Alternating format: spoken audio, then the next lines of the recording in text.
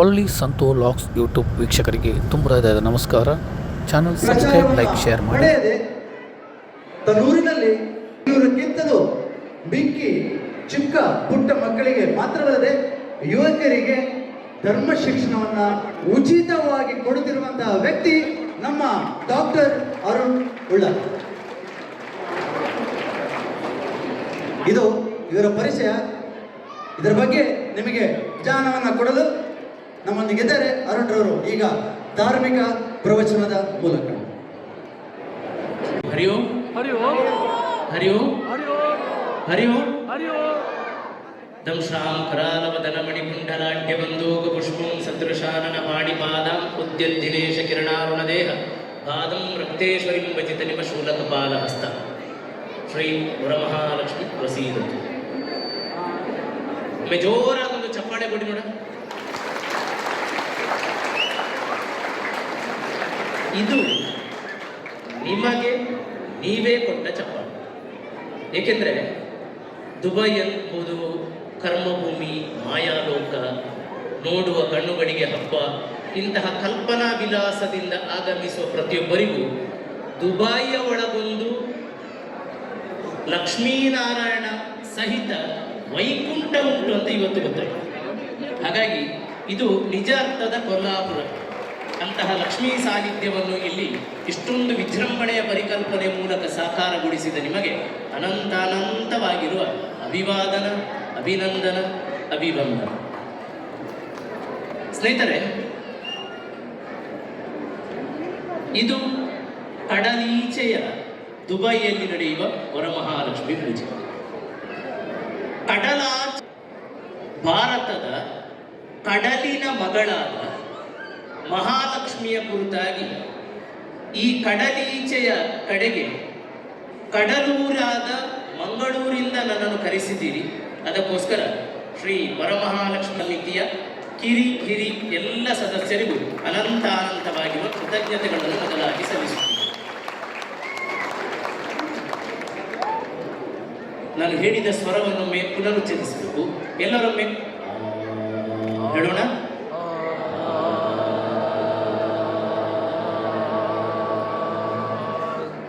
ಈಗ ಊ ಹೇಳಬೇಕು.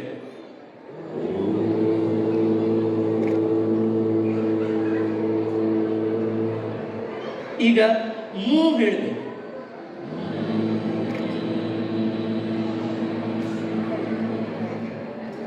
ಏನಿದು? ಮಕಾರಾತೋ ವಿಷ್ಣು, ಮಕಾರಾತೋ ಮಹೇಶ್ವರ. ಆ ಓಂ ಮು ಸೇರಿದಾಗ ಓಂಕಾರ ಆಗ್ತದೆ. ಓಂಕಾರ ಅಲ್ಲ, ಓಂಕಾರ. ಓಂಕಾರ. ಆ ಓಂಕಾರದಲ್ಲಿ ಉಕಾರಾತೋ ವಿಷ್ಣು ಎನ್ನುವಲ್ಲಿ ಸಾನ್ನಿಧ್ಯ ಪಡೆದಿರುವೋಡು ಮಹಾಲಕ್ಷ್ಮಿ. ಹಾಗಾಗಿ ಒಲಿದು ನಿಂತರೆ ನೀನೆ ಲಕ್ಷ್ಮಿ, ಮುಡಿದು ನಿಂತರೆ ಕಾಡಿ, ಲಲಿತ ವಿದ್ಯಾ ಸದನೆ ಶಾರದೆ ನೀನೆ ತ್ರೈಗುಣಶೀಲೆ ಎನ್ನುವ ಲಕ್ಷ್ಮಿ ತ್ರಿಮಾತ್ರ ಕಲ್ಪನೆಯಲ್ಲಿ ಕೌತುಕದಲ್ಲಿ ಕಾಣುವಂತಹ ಕೌತುಕದ ಮೂರ್ತಿ. ಅಂತಹ ಮಹಾಲಕ್ಷ್ಮಿಯ ಆರಾಧನೆ ಇಲ್ಲಿ ನಡೆಯುತ್ತಾ ಉಂಟು. ಲಕ್ಷ್ಮಿ ಎನ್ನುವ ಹೆಸರನ್ನು ಗಮನಿಸಿ. ಲಕ್ಷ್ಮಿ ಎಂಬ ಶಬ್ದ ಲಕ್ಷ್ ಎನ್ನುವಂತಹ ಧಾತುವಿನಿಂದ ಬರುವಂಥದ್ದು. ಲಕ್ಷ್ ಅಥವಾ ಆ ಮೂಲಕ ಉತ್ಪನ್ನ ಕಂಡಂತಹ ಲಕ್ಷ್ಯ ಎನ್ನುವಂಥದ್ದು ಮನಸ್ಸು, ಗ್ರಹಣ ಎನ್ನುವುದಕ್ಕೆ ಸಂಕೇತ. ಲಕ್ಷ ಅಂತ ಹೇಳಿದರೆ ಗಮನ ಎಂಬ ಅರ್ಥವೂ ಇದೆ. ಲಕ್ಷ ಅಂತ ಹೇಳಿದರೆ ಒಂದು ಮೊತ್ತ ಎನ್ನುವ. ಲಕ್ಷ ಅಂತ ಹೇಳಿದರೆ ಬಹಳ ವಿಶೇಷವಾಗಿ ಒಂದು ಏಮ್, ಗುರಿ, ಒಂದು ಗೋಲ್ ಎನ್ನುವ ಅರ್ಥ ಇದೆ. ಹಾಗಾಗಿ ಇವೆಲ್ಲದರ ಸಂಪನ್ನ ರೂಪ ಲಕಾರಾತೋ ದಾನ, ಕ್ಷಕಾರಾತೋ ಪ್ರೇರಣ. ಅಂದರೆ ದಾನವನ್ನು ಮಾಡುವುದಕ್ಕೆ, ಸಂಪತ್ತಿನ ದಾನವನ್ನು ಮಾಡುವುದಕ್ಕೆ ಪ್ರೇರಣೆಯನ್ನು ಕೊಡುವವಳು ಮಹಾಲಕ್ಷ್ಮಿ ಎನ್ನುವಂತಹ ಕಲ್ಪನೆ ಇದೆ.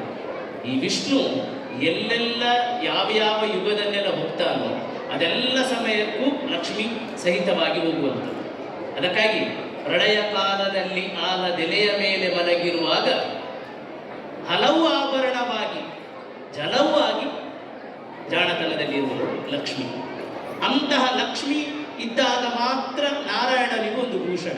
ಅದಕ್ಕೋಸ್ಕರ ಲಕ್ಷ್ಮೀನಾರಾಯಣ, ಸತ್ಯನಾರಾಯಣ ಪೂಜೆ ಮಾಡುವಾಗ ಕೂಡ ಲಕ್ಷ್ಮೀನಾರಾಯಣ ಎನ್ನುವ ಸಂಕಲ್ಪದಲ್ಲಿ ಮಾಡುವಂಥದ್ದು. ಅಂತಹ ಲಕ್ಷ್ಮಿಯ ಆರಾಧನೆ. ಸ್ನೇಹಿತರೆ, ಲಕ್ಷ್ಮಿ ಎಂದಾಕ್ಷಣ ನಮಗೆ ನೆನಪಾಗುವುದು ಸಂಪತ್ತಿನ ಅಧಿದೇವತೆ ಅಂತ. ಹಾಗೆಲ್ಲ ಸುಮಂಗಲಿಯರು ಇದನ್ನು ಸರಿಯಾಗಿ ಅರ್ಥ ಮಾಡಿಕೊಳ್ಳಬೇಕು. ಲಕ್ಷ್ಮಿ ಬರೀ ಸಂಪತ್ತಿನವಳಲ್ಲ, ಸೌಂದರ್ಯದ ದೇವತೆ ಕೂಡ. ಕಣ್ಣುಗಳೆರಡು ಸಾಲದಮ್ಮ ಲಕ್ಷ್ಮಿ ನೋಡಲು. ನಾನು ಆ ಭಜನೆ ನಿರೀಕ್ಷೆ ಮಾಡ್ತಿದ್ದೆ ಆಗಲಿಲ್ಲ. ಕಣ್ಣುಗಳೆರಡು ಸಾಲದಮ್ಮ ಲಕ್ಷ್ಮಿಯ ಸ್ವರೂಪವನ್ನು ನೋಡುವುದಕ್ಕೆ. ಇವತ್ತಿಗೂ ಒಂದು ಸುಮಂಗಲೆ ಬಹಳ ಸಾಂಪ್ರದಾಯಿಕವಾದ ಉಡುಗೆಯಿಂದ ಮನೆಗೆ ಬಂದರೆ ನಾವು ಹೇಳುವಂಥದ್ದು ಆಹಾ ಮಹಾಲಕ್ಷ್ಮಿ ಹಾಗೆ ಕಾಣ್ತಾಳಂತ. ಎರಡನೇ ಅದೇ ಸೌಂದರ್ಯ ಕಲ್ಪನೆ ಇರುವಂಥದ್ದು ಶಾರದಮ್ಮನಿಗೆ. ಎಂತ ಅಂದ ಎಂತ ಚಂದ ಶಾರದಮ್ಮ. ಶಾರದಮ್ಮನಿಗೆ ಅಂತಹ ಸ್ವರೂಪ ಉಂಟು. ಹಾಗಾಗಿ ಅಂತಹ ಲಕ್ಷ್ಮಿಯ ವಿಶೇಷವಾಗಿರುವಂತಹ ಆರಾಧನೆ ವರಮಹಾಲಕ್ಷ್ಮಿ ಪೂಜೆ. ಸ್ನೇಹಿತರೆ, ವಿಶೇಷ ಗೊತ್ತೇ, ವರಮಹಾಲಕ್ಷ್ಮಿ ಪೂಜೆ ಎನ್ನುವಂಥದ್ದು ಶ್ರಾವಣ ಮಾಸದಲ್ಲಿ ಬರುವಂತಹ ವಿಶೇಷ ದಿನ. ಈ ವರ ಎನ್ನುವಂಥದ್ದೇ ವಿಶೇಷ. ಏಕೆಂದರೆ ನಾವು ಸಂಪತ್ತು ಕೊಡುವಂತಹ ಒಂದು ಮುಖ ಅಂತ ಅಂದುಕೊಂಡಿದ್ದೇವೆ. ಒಬ್ಬ ಬ್ರಹ್ಮನನ್ನು ಕುರಿತು ತಪಸ್ಸು ಮಾಡಿದಂತೆ, ಬ್ರಹ್ಮನನ್ನು ಕುರಿತು ತಪಸ್ಸು ಮಾಡಿ ಮಾಡಿ ಮಾಡಿ ಕೊನೆಗೂ ಅವನ ಹಿರಿಯರ ಪುಣ್ಯಫಲವೋ ಅವನ ಪುಣ್ಯಫಲವೋ ಬ್ರಹ್ಮ ಸಾಕ್ಷಾತ್ಕಾರಗೊಂಡ. ಕಣ್ಣೆದುರಿಗೆ ಆವಿರ್ಭವಿಸಿ ನಿಂತಹ ಬ್ರಹ್ಮ ಕೇಳಿದಂತೆ ಆ ವ್ಯಕ್ತಿ ಹತ್ರ, ನಿನಗೆ ಯಾವ ವರ ಬೇಕು ಅಂತ. ಈ ಆಸಾಮಿ ಮಾತನಾಡ್ತಾನೆ ಇಲ್ಲ. ಅಯ್ಯೋ, ವಿಷಮಗಳಿಗೆ ಬರ್ತದೆ, ಅಮೃತ ಗಳಿಗೆಯಲ್ಲಿ ಕೇಳಬೇಕಾಗಿರುವ ವರ ಹೇಳಪ್ಪ. ಒಂದಷ್ಟು ಕಾಲದಿಂದ ವರಕ್ಕೋಸ್ಕರ ನೀನು ತಪಸ್ಸನ್ನು ಮಾಡ್ತಾ ಇದ್ದೀನಿ, ನಿನಗೆ ಯಾವ ವರ ಬೇಕು? ಮಾತನಾಡುವುದಿಲ್ಲ. ಆಯ್ತು, ನಿನ್ನ ಅಮೃತ ಕ್ಷಣ ತಪ್ಪಿ ಹೋಯ್ತಪ್ಪ ಅಂತ ಹೇಳಿ ಬ್ರಹ್ಮ ಅದೃಶ್ಯ. ಮತ್ತೆ ತಪಸ್ಸು ಮುಂದುವರಿತದೆ. ಎರಡನೇ ಸಲ ಬ್ರಹ್ಮ ಬಂದ. ಆಗೊಮ್ಮೆ ಕೇಳಿದೆ, ಮೊನ್ನೆ ಒಮ್ಮೆ ಕೇಳಿದೆ, ಉತ್ತರಿಸ್ತಲ್ಲ. ಈಗಲಾದ್ರೂ ಹೇಳು, ನಿನಗೆ ಯಾವ ವರ ಬೇಕು ಅಂತ. ಮತ್ತೆ ಮಾತನಾಡ್ತಾನೆ. ಹಾಗೆ ಸೇರಿಸಿದ ತುಟಿಯನ್ನು ಬಿಚ್ಚುವುದೇ ಇತ್ತ. ಮತ್ತೆ ಅದೃಶ್ಯನ. ಮೂರನೇ ಬಾರಿ ಬ್ರಹ್ಮ ಬಂದಾಗ ಸ್ವಲ್ಪ ತಟ್ಟಿ ಕೇಳಿದಂತೆ, ನೋಡಪ್ಪ, ಬ್ರಹ್ಮಲೋಕದಿಂದ ಬಂದಿದ್ದೇನೆ, ನಿನ್ನ ತಪಸ್ಸಿಗೆ ಮೆಚ್ಚಿ ನಿನಗೆ ಯಾವ ವರ ಬೇಕು ಅಂತ ಕೇಳಿದಾಗ ಸಹನೆ ಮೀರಿದ ಆ ಭಕ್ತ ಹೇಳ್ತಾನಂತೆ, ಒಂದನೇ ಸಲ, ಎರಡನೇ ಸಲ, ಮೂರನೇ ಸಲ ನಿನ್ನ ಸಾಕ್ಷಾತ್ಕಾರ ಆಯಿತು. ಆಗದಿಂದ ಬಂದು, ಮೊನ್ನೆಯಿಂದ ಬಂದು, ಈ ಹಿಂದೆಯೂ ಬಂದು ನೀನು ಕೇಳಿರುವಂಥದ್ದು ನಿನಗೆ ಯಾವ ವರ ಬೇಕು? ಅದೇ ಕೇಳಿದೆ, ಹೇಳು. ನನಗೆ ವರ ಬೇಡ, ವಧು ಬೇಕು ಅಂತ ಹೇಳಿದೆ. ನೀವು ಆಗದಿಂದ ಬಂದು ಕೇಳಿ ಯಾವ ವರ ಬೇಕು ಅಂತ ಕೇಳಿದ್ದಲ್ಲ. ಅಲ್ಲ, ನನಗೆ ವಧು ಬೇಕಿದ್ದದು, ಅದಕ್ಕೋಸ್ಕರ ನಾನು ಪ್ರಾರ್ಥನೆ ಮಾಡಿದ್ದೆ. ಅಂದ್ರೆ ಇದು ತಮಾಷೆ ಒಂದು ದಂತಕಥೆಯಾದರೂ ಕೂಡ ಇದರ ಹಿಂದೆ ವರ ಎನ್ನುವುದರ ಪರಿಕಲ್ಪನೆಯನ್ನು ನೀವು ಅರ್ಥ ಮಾಡಿಕೊಳ್ಬೇಕು. ಅದರ ಅರ್ಥವ್ಯಾಪ್ತಿಯನ್ನೊಮ್ಮೆ ಮನಸ್ಸಿಗೆ ತಂದುಕೊಳ್ಬೇಕು. ವರ ಎನ್ನುವಂಥದ್ದು ಅಭೀಷ್ಟಗಳನ್ನು ಕೊಡುವಂತಹ ಒಂದು ಮಾರ್ಗ, ಒಂದು ಪೂಜೆಯ ಸತ್ಫಲ. ಪ್ರಸನ್ನ ಕಾಲದಲ್ಲಿ ಪ್ರಾರ್ಥನೆ ಮಾಡಿದಾಗ, ಇನ್ನು ಮುಂದಕ್ಕೆ ಅರ್ಚಕರು ಮಾಡಲಿಕ್ಕಿದ್ದಾರೆ, ಅದು ಶೀಘ್ರವಾಗಿ ಫಲಪ್ರದಗೊಳ್ಳುತ್ತದೆ ಎಂಬುದು ಶಾಸ್ತ್ರವಿದಿತ. ಅಂತಹ ಅರ್ಥಪೂರ್ಣವಾಗಿರುವ ಚಿಂತನೆಯನ್ನು ಹಿಂದೂ ಧರ್ಮ ಕೊಟ್ಟಿದೆ. ಆ ನೆಲೆಯಲ್ಲಿ ವರ ಎನ್ನುವುದರ ಅರ್ಥ ವಿಸ್ತಾರವನ್ನು ನಾವು ಹೇಳ್ತಾ ಹೋಗ್ಬೇಕು. ಅಂತಹ ವರಲಕ್ಷ್ಮಿ ಪೂಜೆ. ಸ್ನೇಹಿತರೆ, ನೀವು ಬಹಳ ಕಾಲದಿಂದ ಈ ಕಡಲಿನ ಆಸುಪಾಸಿನಲ್ಲಿರುವ ಉತ್ಪನ್ನ ಉದ್ಯೋಗಗಳಿಗೆ ಹೆಸರಾಗಿರುವ ಮತ್ತು ಅನೇಕ ಸತ್ಕೀರ್ತಿಗಳಿಗೆ ಪಾತ್ರವಾಗಿರುವ ದುಬೈಯಲ್ಲಿ ನೆಲೆಸಿದವರು ನಾವೆಲ್ಲ ಜಗತ್ತಿನಲ್ಲಿ ಪರಿಪಾಲನೆ ಮಾಡುವ. ಭಾರತದಲ್ಲಿ ಹೋದ್ರೂ ಅದೇ, ಇನ್ನೊಂದು ಅಬುದಾಬಿಗೆ ಹೋದ್ರೂ ಅದೇ, ಕತಾರಿಗೆ ಹೋದ್ರೂ ಅದೇ, ಕುವೈಟಿಗೆ ಹೋದ್ರೂ ಅದೇ, ಇನ್ಯಾವುದೇ ರಾಷ್ಟ್ರಕ್ಕೂ ಹೋದ್ರೂ ಅದೇ ಎನ್ನುವಂತಹ ಒಂದು ಕ್ಯಾಲೆಂಡರ್ ಇದ್ರೆ ಅದನ್ನು ಗ್ರೆಗೋರಿಯನ್ ಕ್ಯಾಲೆಂಡರ್ ಅಂತ ಕರೀತೀವಿ. ನಾವು ಮಕ್ಕಳಿಗೆ ಕಲಿಸಿಕೊಟ್ಟಂತಹ ಜನವರಿ ಟು ಡಿಸೆಂಬರ್. ಇದಲ್ಲದೆ ಭಾರತದಲ್ಲಿ ಪ್ರಕೃತಿಯ ಬದಲಾವಣೆಯನ್ನು ಅವಲಂಬಿಸಿಕೊಂಡು 2 ಕ್ಯಾಲೆಂಡರ್ಗಳಿವೆ, ಕಾಲಮಾನ ಪದ್ಧತಿಗಳು. ಒಂದು ಚಂದ್ರನನ್ನು ಅವಲಂಬಿಸಿ ಮಾಡುವಂತಹ ಕಾಲಮಾನ ಪದ್ಧತಿ, ಅದಕ್ಕೆ ಲೂನರ್ ಇಯರ್ ಸಿಸ್ಟಮ್ ಅಂತ ಹೆಸರು. ಚಂದ್ರಮಾನ ಅದರ ವಿಶೇಷಣ ಚಾಂದ್ರಮಾನ. ನಾವು ಬೇವು ಬೆಲ್ಲ ತಿನ್ನುವಂಥ ಯುಗಾದಿ ಬರ್ತದೆ ನೋಡಿ, ಅದು ಚಾಂದ್ರ. ಇನ್ನು ಎರಡನೆಯದ್ದು ಸೂರ್ಯನ ಚಲನೆಯನ್ನು ಅವಲಂಬಿಸಿ ಮಾಡುವಂತಹ ಕಾಲ ಪದ್ಧತಿ, ಅದಕ್ಕೆ ಸೌರಮಾನ ಅಂತ ಹೆಸರು. ಸೋಲಾರ್ ಇಯರ್ ಸಿಸ್ಟಮ್ ಅಂತ ಇಂಗ್ಲಿಷಲ್ಲಿ ಹೇಳ್ತಾರೆ. ಎರಡೂ ಲೆಕ್ಕಾಚಾರದ ಪ್ರಕಾರ 12 ತಿಂಗಳುಗಳಿವೆ. ಹೇಗೆ ಜನವರಿಯಿಂದ ಡಿಸೆಂಬರಿಂದ ಹಾಗೆ, ಚೈತ್ರದಿಂದ ಫಾಲ್ಗುಣ, ಫಗ್ಗುವಿನಿಂದ ಸುಗ್ಗಿ. ಈ ಚಾಂದ್ರಮಾನದ 4ನೇ ತಿಂಗಳು ಆಷಾಢ, ಆನಂತರ ಬರುವ 5ನೇ ತಿಂಗಳು ಯಾವುದು ಅಂತ ಕೇಳಿದೆ, ಈಗ ನಡೆಯುತ್ತಿರುವ ಶ್ರಾವಣ. ಈ ಬಾರಿ ಚಾಂದ್ರಮಾನ ಯುಗಾದಿಯು ಮತ್ತು ಸೌರಮಾನ ಯುಗಾದಿಯು ಹತ್ತಿರ ಬಂದ ಕಾರಣ ಇದನ್ನು ಗಮನಿಸಬೇಕು, ಇದು ಬಹಳ ಮುಖ್ಯವಾದ ಅಂಶ. ಈ ಬಾರಿ ಸೌರಮಾನದ ಸೋಣದಲ್ಲಿ ಈ ವರಮಹಾಲಕ್ಷ್ಮಿ ಪೂಜೆ ಬಂದಿದೆ. ಇಲ್ಲದಿದ್ದರೆ ಸಾಮಾನ್ಯವಾಗಿ ಸೌರಮಾನದ ಆಷಾಢದಲ್ಲಿ ಅಂದರೆ ಆಟಿಯಲ್ಲಿ ವರಮಹಾಲಕ್ಷ್ಮಿ ಪೂಜೆ ಬರುವುದು ಕ್ರಮ. ಈ ಬಾರಿ ಹತ್ತಿರ ಇರುವ, ಹಾಗಾಗಿ ಇಷ್ಟು ವರ್ಷಕ್ಕಿಂತಲೂ ಈ ವರ್ಷದ ವರಮಹಾಲಕ್ಷ್ಮಿ ಪೂಜೆ ಬಹಳ ಅದೃಷ್ಟಕರವಾದದ್ದು ಅಂತ ನಾನು ಅಂದುಕೊಳ್ತೇನೆ. ಬಹುಶಃ ಈ ವರಮಹಾಲಕ್ಷ್ಮಿ ಪೂಜೆಗೆ 2 ಶ್ರಾವಣಗಳು ಸನ್ನಿಹಿತಗೊಂಡಂತ ಕಾಲಕ್ಕೆ ನಾನೂ ದೊಡ್ಡ ಅದೃಷ್ಟವಂತ ದುಬೈಗೆ ಹೋಗುವ. ಸ್ನೇಹಿತರೆ, ಈ ಶ್ರಾವಣದ 5ನೇ ತಿಂಗಳಾಗಿರುವಂತಹ ವರ್ಷದ 5ನೇ ತಿಂಗಳಾಗಿರುವಂತಹ ಶ್ರಾವಣದಲ್ಲಿ 2ನೇ ಶುಕ್ರವಾರ ವರಮಹಾಲಕ್ಷ್ಮಿ ಪೂಜೆ. ಇನ್ನೊಂದು ಲೆಕ್ಕಾಚಾರ, ನಾಳೆದ್ದು ಸೋಮವಾರ ಏನೋ ಒಂದು ವಿಶೇಷ ಉಂಟು, ಏನು ಹೇಳಿ? ಕೈಗೇನು ಕಟ್ತಾರೆ, ಫ್ರೆಂಡ್ಶಿಪ್ ಬ್ಯಾಂಡ್ ಅಂತ ಹೇಳ್ತಾರೆ ನೋಡಿ. ರಕ್ಷಾಬಂಧನ, ಮೂಲ ಹುಣ್ಣಿಮೆ. ಈ ಹುಣ್ಣಿಮೆಗಿಂತ ಮೊದಲ ಶುಕ್ರವಾರ ವರಮಹಾಲಕ್ಷ್ಮಿ ಪೂಜೆ. ನಾನು ಏಕೆ ಇಷ್ಟು ಸೂಕ್ಷ್ಮ ಗಣಿತ ಪಾಠ ಮಾಡಿದಾಗೆ ಹೇಳ್ತಾ ಇದ್ದೇನೆಂದ್ರೆ, ಇದನ್ನು ನಮ್ಮ ಮಕ್ಕಳಿಗೆ ಹೇಳಿಕೊಡ್ಬೇಕು. ಎಷ್ಟು ಸುಂದರವಾದ ಪ್ರಕೃತಿನಿಷ್ಠವಾಗಿರುವ ಕಾಲ ಪದ್ಧತಿ ನಮ್ಮೊಳಗಿದೆ ಎಂಬುದು ಮಕ್ಕಳಿಗೆ ಗೊತ್ತಾಗಬೇಕು. ಅವರ 12 ತಿಂಗಳನ್ನು ಕಂಠಪಾಠ ಹೇಳುವಂತ ಆಗಬೇಕು. ಅದಕ್ಕೋಸ್ಕರ ಆ ರೀತಿ ವರಮಹಾಲಕ್ಷ್ಮಿ ಪೂಜೆಯ ಪರಿಕಲ್ಪನೆ ಬರುವಂಥದ್ದು. ಲಕ್ಷ್ಮೀ ಪೂಜೆ ಮಾಡಿದಾಗ ಸ್ವಸ್ತಿ ಶ್ರದ್ಧಾ ಮೇಧಾ ಯಶಃ ಪ್ರಜ್ಞಾ ವಿದ್ಯಾ ಬುದ್ಧಿಂ ಶ್ರಿಯಂ ಬಲಂ ಆಯುಷ್ಯಂ ತೇಜಃ ಆರೋಗ್ಯಂ ದೇವಿ ಮಹಾಲಕ್ಷ್ಮಿ. 11 ವಿಧದ ಸಿದ್ಧಿ, ಎಲ್ಲ ಪೂಜೆದ ಸಂಕಲ್ಪದಲ್ಲಿ ಬರುವಂತಹ ಸಿದ್ಧಿಗಳು. ವಿಶೇಷವಾಗಿ ಬದುಕಿಗೆ ಬೇಕಿರುವಂತಹ ಸಂಪತ್ತನ್ನು ಲಕ್ಷ್ಮಿ ಕೊಡ್ತಾಳೆ ಎಂದು ನಂಬಿಕೆ. ಬಹಳ ಇಂಟ್ರೆಸ್ಟಿಂಗ್ ಆಗಿರೋ 2 ವಿಷಯವನ್ನು ನಾನು ಉಪನ್ಯಾಸದಲ್ಲಿ ಹಂಚಿಕೊಳ್ಬೇಕು. ಲಕ್ಷ್ಮಿಯ ಒಂದು ಬಹಳ ಸಾಲಂಕೃತವಾಗಿರುವ, ನಿಜ ಕಣ್ಣೆದುರು ಲಕ್ಷ್ಮಿಯೇ ಸಾಕ್ಷಾತ್ಕರಿಸಿದ್ದಾಳೆ ಎನ್ನುವಷ್ಟು ಬಹಳ ಸುಂದರವಾಗಿರುವಂಥ ಒಂದು ವಿಗ್ರಹದಲ್ಲಿ ಸ್ಥಾಪನೆ ಆಗಿದೆ.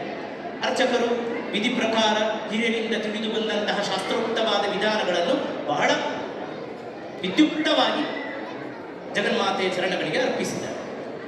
ಈ ಲಕ್ಷ್ಮಿಯ ಪುತ್ಥಳಿಯನ್ನು ಇಡುವ ಹಿಂಭಾಗದಲ್ಲಿ ಒಂದು ಹೂವಿನ ಚಿತ್ರ ಉಂಟು.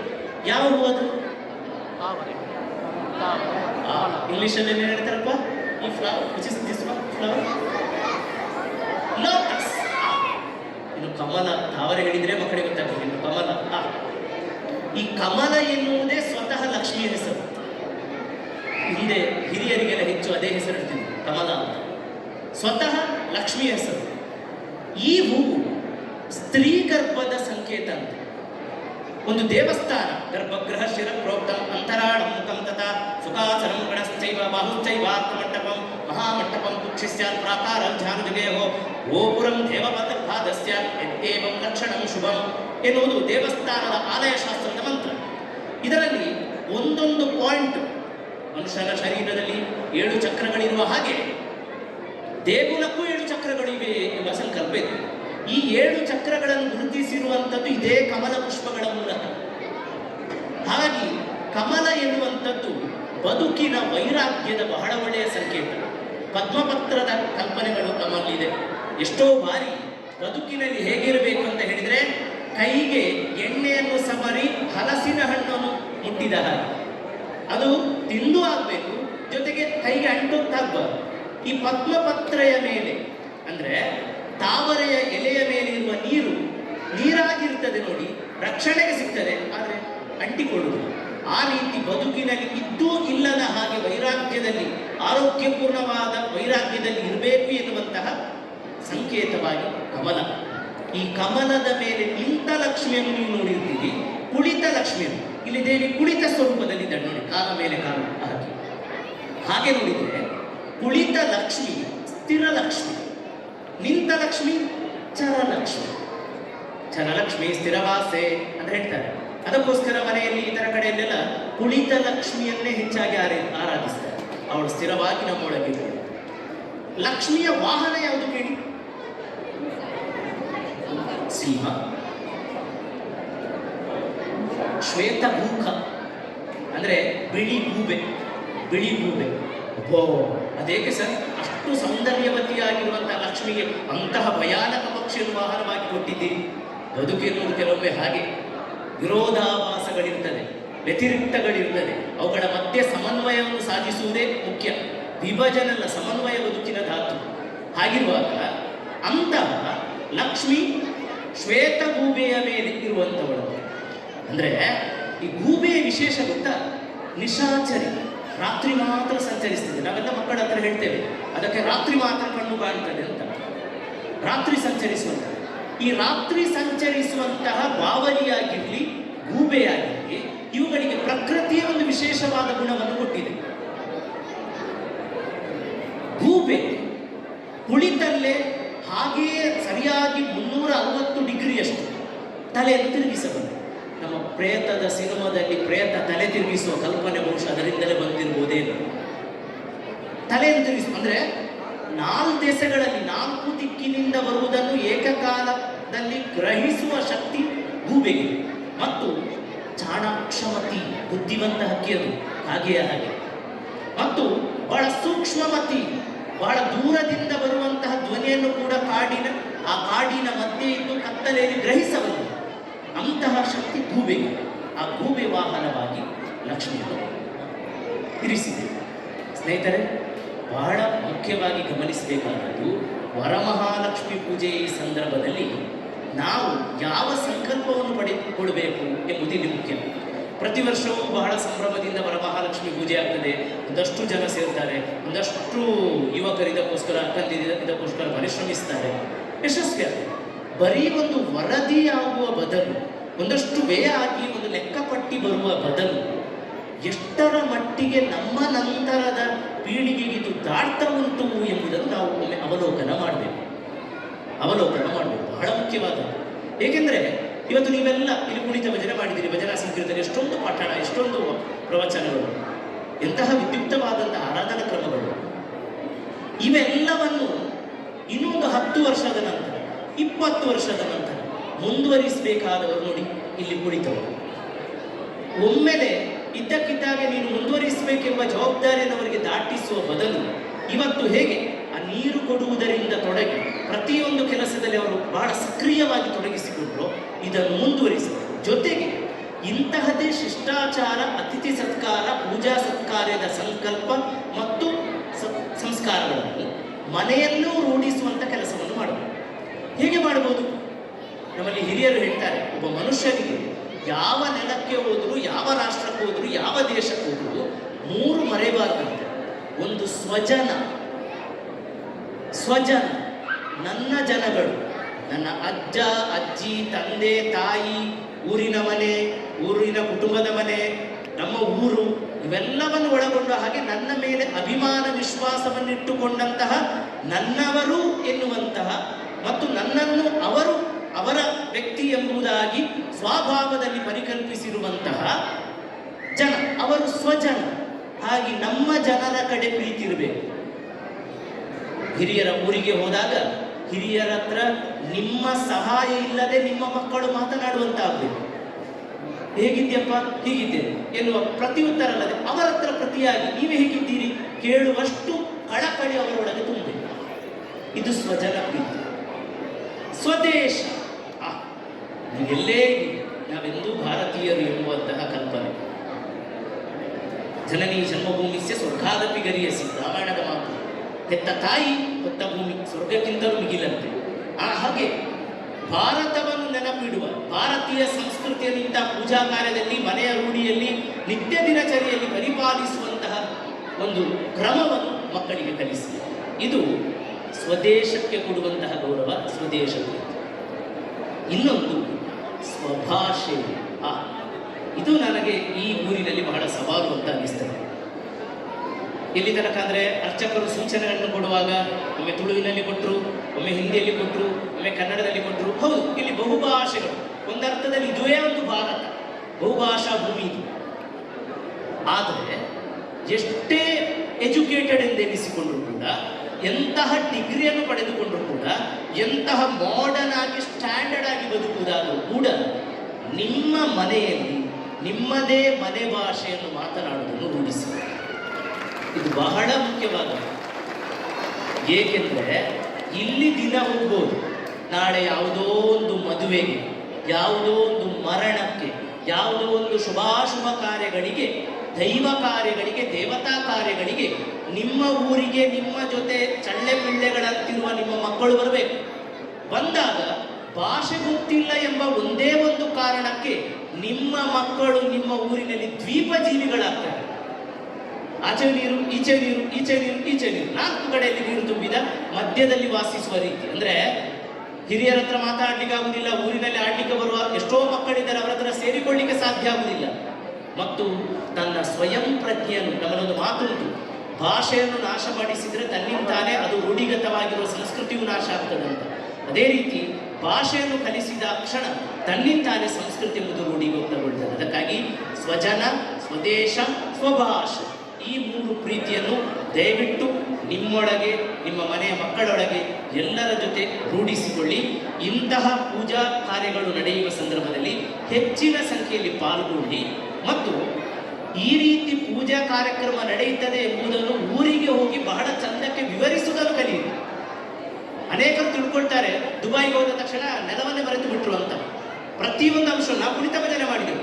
ಈ ಸಲ ವಾರಿಜಪತೆ ಎನ್ನುವುದಕ್ಕೆ ಹೆಂಗಡೆಯರೆಲ್ಲರೂ ಒಂದಷ್ಟು ಮಂದಿ ಕುಣಿದ್ರು, ದೀಪವನ್ನು ಬಳಸಿದೆವು, ತಾವರೆಯನ್ನು ಬಳಸಿದೆವು, ತಾಳವನ್ನು ಬಳಸಿದೆವು, ಇಂಥ ಕೀರ್ತನೆ ಪ್ರತಿಯೊಂದನ್ನು ಹಾಡಿ. ಆಗ ಊರಿನಲ್ಲಿರುವವರಿಗೊಂದು ಭರವಸೆ, ಅಲ್ಲಿ ಹೋದ್ರೂ ಕೂಡ ನಮ್ಮತನವನ್ನು ಬಿಡಲಿಲ್ಲ ಅಂತ.